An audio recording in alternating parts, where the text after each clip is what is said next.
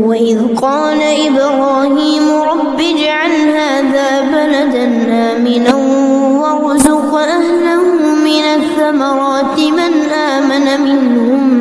بالله واليوم الآخر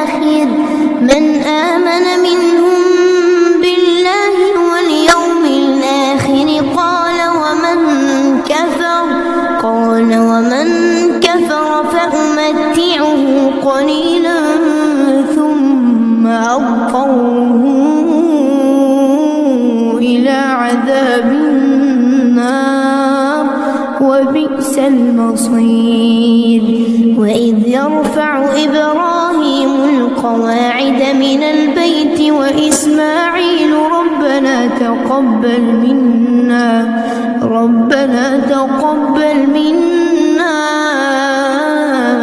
إنك أنت السميع العليم ربنا واجعلنا مسلمين لك ومن ذريتنا أمة مسلمة لك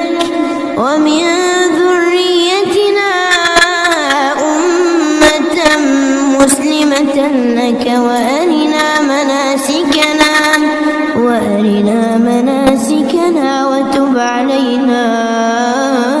إنك أنت التواب الرحيم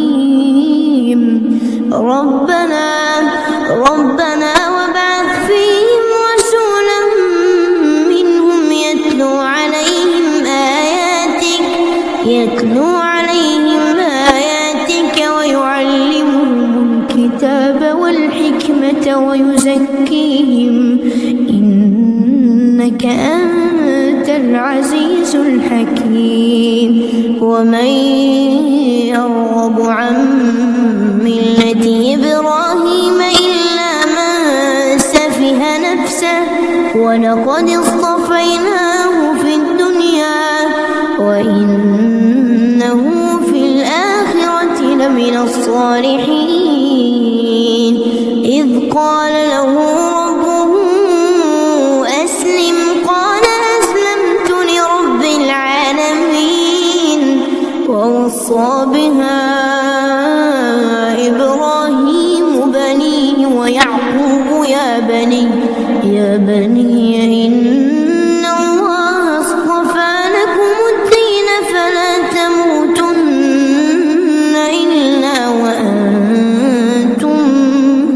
مسلمون أم كنتم شهداء إذ حضر يعقوب الموت إذ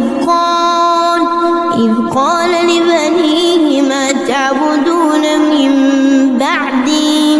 قالوا نعبد إلهك وإله آبائك إبراهيم وإسماعيل وإسحاق إلها واحدا ونحن له مسلمون تلك أمة قد خلت لها ما كسبت ولكم ما كسبتم ولا تسألون عما كانوا يعملون وقالوا كونوا هودا أو نصارى تهتدوا قل بل ملة إبراهيم حنيفا وما كان من المشركين قولوا آمنا بالله وما أنزل إلينا وما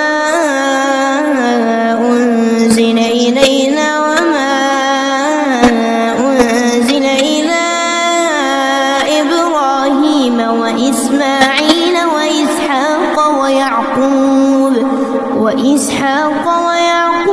والأسباط وما أوتي موسى وعيسى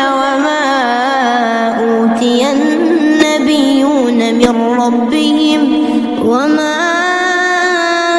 أوتي النبيون من ربهم لا نفرق بين أحد منهم ونحن له مسلمون فإن آمنوا بمثل ما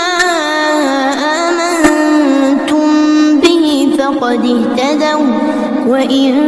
تولوا فإنما هم في شقاق فسيكفيكهم الله وهو السميع العليم صبغة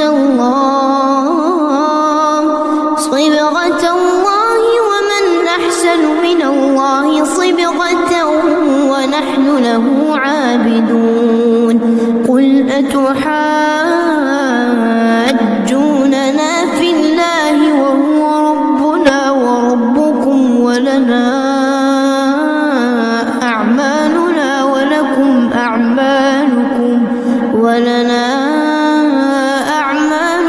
ولكم أعمالكم ونحن له مخلصون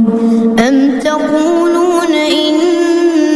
إبراهيم وإسماعيل وإسحاق ويعقوب والأسباط كانوا هودا أو نصارى قل أأنتم أعلم أم الله ومن أظلم ممن كتم شهادة عنده من الله وما الله بغافل عما تعملون تلك أمة قد خلت لها ما كسبت ولكم ما كسبتم ولا تسألون عما كانوا يعملون سيقول السفهاء من الناس ما ولاهم عن قبلتهم التي كانوا عليها قل لله المشرق والمغرب يهدي من يشاء إلى صراط مستقيم وكذلك جعلناكم أمة وسطا لتكونوا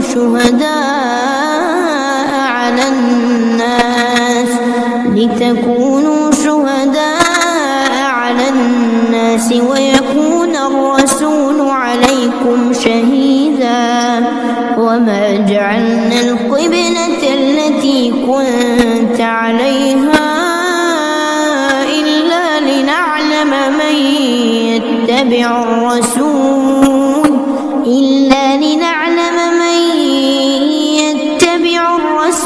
ممن ينقلب على عقبيه وإن كانت لكبيرة إلا على الذين هدى الله وما كان الله ليضيع إيمانكم إن الله بالناس لرءوف رحيم قد نرى تقلب وجهك في السماء فلنولينك قبلة ترضاها فول وجهك شطر المسجد الحرام وحيث ما كنتم فولوا وجوهكم شطره وإن الذين أوتوا الكتاب ليعلمون أنه الحق من ربهم وما الله بغافل عما يعملون ولئن أتيت الذين أوتوا الكتاب بكل آية ما تبعوا قبلتك وما أنت بتابع قبلتهم وما بعضهم بتابع قبلة بعض ولئن اتبعت أهواءهم من بعد ما جاءك من العلم إنك إذا لمن الظالمين.